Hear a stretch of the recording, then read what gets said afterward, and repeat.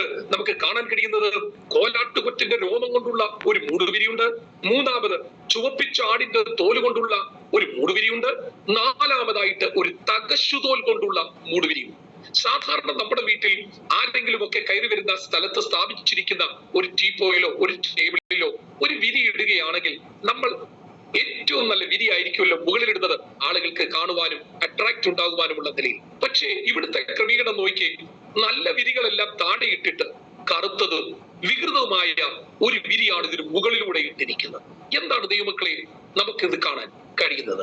ഇതിൽ നിന്ന് എന്താണ് നമുക്ക് മനസ്സിലാക്കാൻ കഴിയുന്നത്? ഞാൻ ദൈവ സാന്നിധ്യം എന്ന വിഷയത്തെ കുറിച്ചുള്ള ഒരാശയം നിങ്ങളിലേക്ക് കൊണ്ടുവരുവാൻ ശ്രമിക്കുകയാണ്. അത് നമുക്ക് മനസ്സിലാക്കി തരുവാൻ കഴിയുന്നത്, പുറമേ നോക്കുമ്പോൾ കറുത്ത ഒരു തകശുതോൽ കൊണ്ടുള്ള ഒരു വിരിയാണ് ഇതിന് പുറമേ ഇട്ടിരിക്കുന്നതെങ്കിൽ വേണ്ട വിധത്തിലുള്ള ഒരു മനോഹരത അതിനകത്ത് കാണാൻ കഴിയത്തില്ലെങ്കിലും 84-ാം സങ്കീർത്തനത്തിൽ സങ്കീർത്തനക്കാരൻ സൈന്യങ്ങളുടെ യഹോവേ തിരുനിവാസം എത്ര മനോഹരം എന്ന് പറയുവാനുള്ള കാരണം, പുറമേയുള്ള അലങ്കാരികതകളേക്കാൾ അപ്പുറത്ത് അതിന്റെ നടുവിൽ ഇറങ്ങി വരുന്ന ദൈവ സാന്നിധ്യമാണ്. ഇന്ന് രാത്രി മുഖമുരയിൽ ഞാൻ ഇത്രയും കാര്യം ഓർപ്പിക്കാനായിട്ടുള്ള കാരണം എന്ന് പറയുന്നത്, ഭൗതിക ലോകത്തിന്റെ ചിന്താഗതികൾക്കെല്ലാം അപ്പുറത്താണ് ദൈവത്തിന്റെ ക്രമീകരണം. ഇന്ന് രാത്രിയിൽ നമ്മുടെ സാഹചര്യം നോക്കിയോ, നമ്മുടെ അവസ്ഥ നോക്കിയോ, നമ്മുടെ പേഴ്സണാലിറ്റി നോക്കിയോ, നമ്മുടെ കുടുംബത്തിന്റെ മഹിമ നോക്കിയോ, നമ്മുടെ വിദ്യാഭ്യാസം നോക്കിയോ ഒന്നുമല്ല കർത്താവിന് ഇടപെടുവാൻ കഴിയുന്നത്. പിന്നെയോ ദൈവത്തിന്റെ പദ്ധതി അതിനപ്പുറത്താണ്. നാം ദൈവസന്നിധിയിൽ ഒരുക്കത്തോടുകൂടെ ആയിരിക്കുന്നെങ്കിൽ ഇറങ്ങി വരുന്ന ദൈവ സാന്നിധ്യം നമ്മെ മനോഹരമാക്കുവാനിടയായിത്തീരും. അത് അനുഭവേദ്യമാകുന്ന ഒരു ദൈവ സാന്നിധ്യമാണ്. പ്രിയമുള്ളവരെ, ഞാൻ ആ വിഷയത്തെ പെട്ടെന്ന് അവസാനിപ്പിച്ച് ദൂതിലേക്ക് ഒന്ന് പ്രവേശിപ്പാൻ ആഗ്രഹിക്കുകയാണ്. ദൈവ സാന്നിധ്യം എന്ന പദം നമ്മുടെ കോൺഗ്രിഗേഷനിൽ എല്ലാം മുഴങ്ങുന്നതാണല്ലോ. ദൈവ സാന്നിധ്യത്തെ കുറിച്ച് നാം പഠിക്കുമ്പോൾ 4 വിധത്തിലുള്ള ദൈവ സാന്നിധ്യമാണ് തിരുവചനം നമ്മുടെ മുൻപിൽ എക്സിബിറ്റ് ചെയ്യുന്നത്. ഒന്നാമത്തെ ദൈവ സാന്നിധ്യം എന്ന് പറയുന്നത് the omnipotence of God എന്ന് പറഞ്ഞാൽ പ്രപഞ്ചം മുഴുവനും നിറഞ്ഞു നിൽക്കുന്ന ദൈവ സാന്നിധ്യം. പ്രപഞ്ചം മുഴുവനും ദൈവ സാന്നിധ്യം നിറഞ്ഞു നിൽക്കുകയാണ്. അതറിയണമെന്നുണ്ടെങ്കിൽ സങ്കീർത്തനക്കാരനോട് ചോദിച്ചാൽ മതി. 139-ാം സങ്കീർത്തനം 7 മുതൽ 10 വരെയുള്ള വാക്യത്തിൽ സങ്കീർത്തനക്കാരൻ പറയുന്നു, തിരുസന്നിധി വിട്ട് ഞാൻ എവിടോട്ട് പോകും? ഞാൻ സ്വർഗത്തിൽ കയറിയാൽ നീ അവിടെയുണ്ട്, പാതാളത്തിൽ കിടക്ക് വിരിച്ചാൽ അവിടെയും നീയുണ്ട്. ഇതിൽ നിന്ന് നമുക്ക് മനസ്സിലാക്കാൻ കഴിയുന്നത് യൂണിവേഴ്സൽ മുഴുവൻ നിറഞ്ഞു നിൽക്കുന്ന ഒരു ദൈവ സാന്നിധ്യം. ചിലര് പറയാറുണ്ട്, ഒരു ദൈവ സാന്നിധ്യവും അനുഭവിച്ചറിയാൻ കഴിയുന്നില്ല. തെറ്റിപ്പോയി. ദൈവ സാന്നിധ്യത്തിന്റെ മഹത്തായ സാന്നിധ്യത്തെ ഉൾക്കൊള്ളുന്ന ദൈവമക്കൾക്ക് ഏതിടത്തിലും ദൈവ സാന്നിധ്യം അനുഭവിച്ചറിയുവാൻ കഴിയും. രണ്ടാമത്തെ ദൈവ സാന്നിധ്യത്തെ കുറിച്ചുള്ള തിരുവചന വിവക്ഷ നമുക്ക് കഴിയുന്നത് യൂണിവേഴ്സൽ മുഴുവനും നിറഞ്ഞു നിൽക്കുന്ന ദൈവ സാന്നിധ്യം.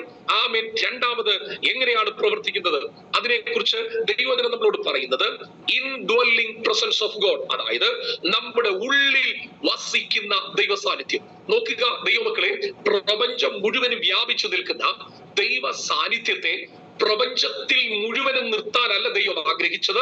ഇന്ന് രാത്രിയിൽ വളരെ പ്രതീക്ഷയോടെ, വളരെ പ്രാർത്ഥനയോടെ ദൈവസന്നിധിയിലായിരിക്കുന്ന ദൈവജനത്തോട് ഞാൻ പറയുന്നു, ആ ദൈവ സാന്നിധ്യം ഇൻഡ്വെല്ലി ചെയ്യുവാൻ ആഗ്രഹിക്കുന്നു. എന്റെയും നിങ്ങളുടെയും ഉള്ളിലോട്ട് അതിനെ ഒന്ന് ഇറക്കാൻ ആഗ്രഹിക്കുന്നു. ആ ദൈവ സാന്നിധ്യം ഉള്ളിലേക്ക് ഇറങ്ങിക്കഴിഞ്ഞാൽ ആകുലതയ്ക്ക് പിന്നെ അധിക സമയം അവിടെ പിടിച്ചു നിൽക്കാൻ കഴിയത്തില്ല. ശരീരത്തെ ബലഹീനമാക്കിയ ബലഹീനതയ്ക്ക് അധിക സമയം പിടിച്ചു നിർത്താൻ കഴിയത്തില്ല. പലപ്പോഴും എന്റെയും നിങ്ങളുടെയും ശാരീരിക ഘടനകളിൽ ബലഹീനതകൾ വരുത്തിയതിനു ശേഷം ക്ഷീണത്തിലേക്കും തളർച്ചയിലേക്കും നമ്മെ നയിക്കുമ്പോൾ ഇന്നു രാത്രി തിരിച്ചറിയൂ, യൂണിവേഴ്സൽ മുഴുവനും നിറഞ്ഞു നിൽക്കുന്ന ദൈവ സാന്നിധ്യത്തെ കൃപ പ്രാപിച്ച ദൈവവൈതലേ, നീ ആയിരിക്കുന്ന ഇടത്ത് നിന്റെ ഉള്ളിൽ പകരാൻ ദൈവത്തിന് പദ്ധതിയുണ്ട്. ഇന്നു രാത്രിയിലും അത് അനുഭവിച്ചറിയുന്നവരെ ഓർത്ത് ഞാൻ കർത്താവിന് മഹത്വം കരയറ്റുകയാണ്. ഇൻഡ്വെല്ലിംഗ് പ്രസൻസ് ഓഫ് ലോർഡ്, അതിനെക്കുറിച്ചുള്ള പഠനം. there is a amazing and unbelievable fact. ഇത് ഭയങ്കര ഒരു അത്ഭുതമാണ്, നമുക്ക് വിശ്വസിക്കാൻ കഴിയാത്ത ഒരു കാര്യമാണ്. അതായത് പ്രപഞ്ചം മുഴുവനും നിറഞ്ഞു നിൽക്കുന്ന ദൈവ സാന്നിധ്യം നമ്മുടെ ഉള്ളിലോട്ട് വസിക്കുന്നുവോ, അത് നമുക്ക് അമേസിംഗ് ആണ്. അതെ, ദൈവത്തിന്റെ പദ്ധതി എത്ര വലുതാണ്. അതാണ് ചില പ്രിയപ്പെട്ടവരൊക്കെ ആരാധന കഴിഞ്ഞു പോകുമ്പോൾ ഒരു പ്രത്യേക ബലത്തോടെ, ഒരു പ്രത്യേക ശക്തിയോടെ, ഒരു പ്രത്യേക ജീവനോടെ കടന്നു പോകാനുള്ള കാരണം എന്ന് പറയുന്നത് ഇൻഡ്വെല്ലിംഗ് സ്പിരിറ്റ് ഓഫ് ഗോഡ്, ദൈവത്തിന്റെ സാന്നിധ്യം നമ്മുടെ ഉള്ളിലേക്ക് വ്യാപരിക്കുകയാണ്. ഇനിയും ദൈവ സാന്നിധ്യത്തിന്റെ മൂന്നാമത്തെ തലം ഞാൻ പെട്ടെന്നൊന്ന് പറയട്ടെ. ആമേൻ, അത് ഇത് പ്രോമിസ്ഡ് പ്രസൻസ് ഓഫ് ലോർഡ് എന്നാണ് തിരുവചനത്തിൽ നമുക്ക് കാണാൻ കഴിയുന്നത്. The promised presence of Lord, അതായത് വാഗ്ദത്തം ചെയ്യപ്പെട്ട ദൈവത്തിന്റെ സാന്നിധ്യം. അത് ഇന്ന് രാത്രിയിൽ എങ്ങനെ അനുഭവിച്ചറിയാം? നിങ്ങളൊക്കെ ആമേൻ, ഞാൻ വിശ്വസിക്കുന്നു നിങ്ങളുടെ ആമേൻ മൊബൈൽ ഡിവൈസിലോ അല്ലെങ്കിൽ ലാപ്ടോപ്പ് ഡിവൈസിലോ ഡെസ്ക്ടോപ്പ് ഡിവൈസിലോ എന്തിലും ആയിക്കൊള്ളട്ടെ, നിങ്ങൾ എന്തിൽ പ്രവേശിച്ചിട്ടുണ്ടെങ്കിലും നിങ്ങളുടെ അടുക്കൽ ദൈവത്തിന്റെ വചനം ഇരിപ്പുണ്ട്. ആ വചനത്തിനകത്ത് മുഴുവനും നമ്മെ ബലപ്പെടുത്തുവാനുള്ള the promised presence of Lord, വാഗ്ദത്തം ചെയ്യപ്പെട്ട ദൈവത്തിന്റെ വചനമാണ് അതിനകത്ത് അടങ്ങിയിരിക്കുന്നത്. തിരുവചനം നമ്മൾ പഠിച്ചാൽ നമ്മുടെ വാഴ്ത്തപ്പെട്ട കർത്താവ് പറയുന്നു, ഞാനോ ലോക അവസാനത്തോളം എല്ലാ നാളും നിങ്ങളോട് കൂടെയുണ്ട്. ആരെങ്കിലും ഇന്ന് രാത്രി ആമേൻ ഞാൻ ഒറ്റയ്ക്കാണ്, എന്നോട് സഹകരിക്കുവാൻ ആരുമില്ല എന്നൊക്കെയുള്ള ചിന്തയിൽ ആകുലപ്പെട്ടിരിക്കുന്നെങ്കിൽ ഇന്ന് രാത്രി നിങ്ങളെ ബലപ്പെടുത്തുന്നത് the promised presence of Lord ആണ്. ആമേൻ, വാഗ്ദത്തം ചെയ്യപ്പെട്ട ദൈവത്തിന്റെ സാന്നിധ്യം. ആമേൻ, അത് അവിടെ കൊണ്ട് അവസാനിക്കുന്നില്ല. ആമേൻ, ആമേൻ, ആമേൻ. നിങ്ങളുടെ ഉള്ളം കലങ്ങി പോകരുത്. ആമേൻ, ഞാനോ ലോകാവസാനത്തോളം എല്ലാ നാളും നിങ്ങളോട് കൂടെയുണ്ട്, ഭയപ്പെടേണ്ട, ഞാൻ നിന്നോട് കൂടെയുണ്ട്. നോക്കിയേ, ഈ വാക്യങ്ങളൊക്കെ എന്തുമായി കണക്ട് ചെയ്ത് കിടക്കുന്നത് അറിയാമോ? The promised presence of Lord. Hallelujah. നാലാമത്തെ ദൈവ സാന്നിധ്യത്തെ തിരുവചനത്തിൽ നമുക്ക് കാണാൻ കഴിയുന്നത് amen, amen, amen, the manifested presence of Lord. The manifested presence of Lord, അതായത് ആമേൻ, ദൈവത്തിന്റെ പ്രകടമായ പ്രത്യേകമായ ദൈവ സാന്നിധ്യം. ഇത് എങ്ങനെയാണ് അനുഭവിച്ചറിയുന്നത് അറിയാമോ? ചില പ്രത്യേക സന്ദർഭങ്ങളിൽ നമ്മെ ബലപ്പെടുത്തുന്നതാണ് ഇത്, ഈ the manifested presence of Lord. അതായത് ചില പ്രത്യേക വിഷയത്തിന് മധ്യത്തിൽ അത് മറ്റാരോടും ഷെയർ ചെയ്യാൻ കഴിയാതെ ആകുലപ്പെട്ടിരിക്കുമ്പോൾ, മനസ്സ് വളരെ അസ്വസ്ഥമായി ഇരിക്കുമ്പോൾ നമ്മെ ധൈര്യപ്പെടുത്തുവാൻ ഇറങ്ങി വരുന്ന ദൈവ സാന്നിധ്യമാണ് the manifested presence of Lord. അന്ധകാര മണ്ഡലങ്ങൾ കൈകോർത്ത് പിടിച്ച് ജീവിതത്തിൽ ഇനിയും ഒരടി മുന്നോട്ട് വിടുകയില്ലെന്നൊക്കെ വാദിച്ചു നിൽക്കുന്ന ചില സന്ദർഭങ്ങളിൽ എല്ലാം പ്രതികൂലമാകുന്നുവോ, എല്ലാം കൈവിട്ടു പോകുന്നുവോ എന്നൊക്കെ തോന്നുന്ന സമയത്ത് ഒരു ദൈവ പൈതലിനെ ആശ്വസിപ്പിക്കുവാൻ, ബലപ്പെടുത്തുവാൻ വെളിപ്പെട്ടു വരുന്ന ദൈവ സാന്നിധ്യമാണ്